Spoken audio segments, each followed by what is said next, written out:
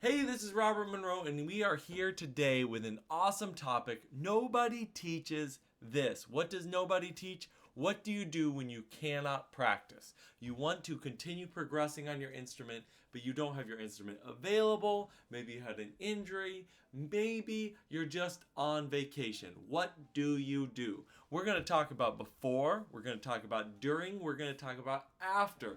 This is really catering to people who are a little bit into the process, right? Not your complete beginner, but it also could work for advanced folks, although most advanced folks, I'm guessing, already know what to do.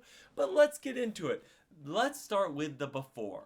So you've got a vacation coming up, 2 weeks away, and you're going, what do I do now to prepare myself to be best set to continue learning my instrument, getting better after my vacation? Well, the first step is before you even go, have a solid plan of where you want to end, where you want to finish before you go on vacation. You want to end very solidly. Think about it as like playing a complicated video game or like reading a long book. Anybody who has read like 1,000-page book or played a super long RPG knows if you don't stop where you really know what was happening in the story, you're gonna start that game up again. You're gonna open the book. You're gonna be like, where am I? Who are these characters? What is going on?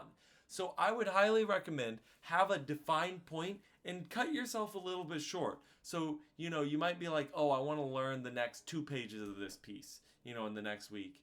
But maybe go, hey, I'm only going to learn a page, or I'm only going to learn 4 lines. Or, I wanted to learn these 10 different pop songs, but in reality, I'm only going to learn 3. Because I want to know them super well. I don't want to overstretch myself. That would be the first thing I'd say. Before, really think about how you can bundle everything up, tie it all up in a neat bow, and really get an idea of where you are and have that defined spot that you can kind of freeze your progress at that point. That takes us to the during the trip. Now, the first thing I'm going to say is very un-piano teacher, un-musician of me, which is don't practice. Don't even worry about it. Don't even think about music at that time. What you really want to be doing is focusing on just enjoying the trip that you're on, doing the things that you need to do that are not related to the music progress at the time. And this is a little bit time dependent. So if you have, for example, a week-long trip, it's not going to matter. Just enjoy the trip. Don't even think about music. If you have a little bit longer, 2 weeks, 3 weeks, a month, or if you take trips regularly or have reasons why you can't play regularly, that is a kind of different topic. And I'll mention that a little bit, strategies on that. But for most people, when you're taking a short trip, don't even worry about it. You're going to come back and yeah, you're going to be a little rusty, but it's not going to be the end of the world. You're going to get gains super fast back into it. But let's talk about what you could do, because let's be honest, if you're watching this video, you probably are obsessed with music just like I am, and you'll want to do at least a little bit of something, even if you're not getting everything done. Well, what can you do? The first thing I'd say is listen. Listen, listen, listen. If you are listening to music critically, focused, intently, you're going to actually be making gains with your ears and with your understanding of what you're listening to, even while you're on your trip. That would be, I'd say, number one. Challenge yourself. Be like, hey, what chord am I hearing here? Can I make out what the notes are? Do I have an idea of how this works? That is priority number one. Couple also alternatives.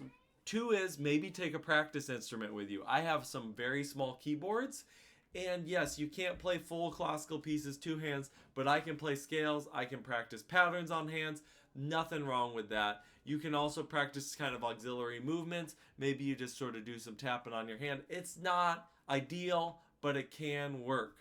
Number 3, and this might even be better than number 2, is mental practice. If you are learning classical music, you got a score, look at the score. Actually look at it, take notes, study it. This can yield insane results. There's some Olympic study that I need to actually go back to because I learned about this probably when I was like 10 or 11 and somebody told it to me. So it may even be one of those things that people tell you and it isn't even true. I think it is true though. I'm going to say it's true. And that is they took people and they had one group play their sport and work on their sport, actually normal practice, right? And then the other group, they only let them think about their sport. And when they got to the end of the couple week period or whatever it was, the people who just thought about their sport actually made just as much progress as the people physically doing it. What that shows you is really so much of practice and so much of what you're doing is in your head. Now, if you know that study, go ahead and link it below. If you think that's a load of crock, go ahead and comment, hey, it helps the algorithm. That's all the stuff I would recommend doing. First and foremost, just take a break. Here's the deal. If you are really a passionate musician, taking a break is not necessarily going to set you back. It may set you back for a couple days, but then when you get back into it, the refreshment of taking a break and letting your brain kind of recalibrate and sort of absorb everything you know is actually going to lead to greater gains, greater results down the road, especially if you have a tendency to become tense and to overly sort of mechanize everything and get really harsh with your hands. That break will rejuvenate so many things. You have some injuries lying around, those can help heal. Good things can happen when you take a break. But also, mental practice is huge, listening is huge, and even just a little supplementary, just technical practice, all good, absolutely. What do you do after the vacation? This is what I would say. The first is be kind to yourself. You most likely will not immediately emerge at the same place that you were. I would say there's a small probability, like a 10% chance, that you just end up at the same place you were. Then there's like an even smaller chance, like a 5% chance, that you're actually better than you were before the trip. This can happen, especially if you've been having mental hurdles or you're really, really tense. Going off on a trip, your brain processes through all the technical issues. You come back and it's like, boom, wow, I'm better than I was before. Doesn't happen often, but if you get it, hey, cash it. That's great. The final thing that's most likely to happen, I'd give it like an 85% chance of happening, is that you're worse than you were before you left. Here's the cool thing. That's going to be very temporary. So be kind to yourself, but at the same time, have a plan, and I would recommend starting slower. Play what you know a little bit slower. Focus on technical exercises, scales, chord studies, etudes. All of this stuff will continue to refresh that neurological drive in there. Because let's sort of get a little scientific about this, and I'm going to borrow from my sports scientist, people that I love listening to and watching. And, this credit goes out to like Mike Israetel on YouTube, Renaissance Periodization, and Menno Henselman, and all these different amazing researchers in sports science. But so much of it applies to music and technical practice with music. And that is, you can make physiological adaptations where your body stays a certain way. Those don't go away easily. Like if you build muscle, that muscle does not go away. You take a week off training, you're not going to, turn into a twig. But then you also have neurological adaptations. Now, those have some level of permanency, but they actually do fade quite quickly. You gain them quickly and you lose them quickly. Imagine like you're doing a new exercise, you might get a huge amount of strength gain right away. Is that you adding muscle? No, it's not. It's your brain figuring out how to do that movement. It's the same with pieces in playing the piano or an instrument.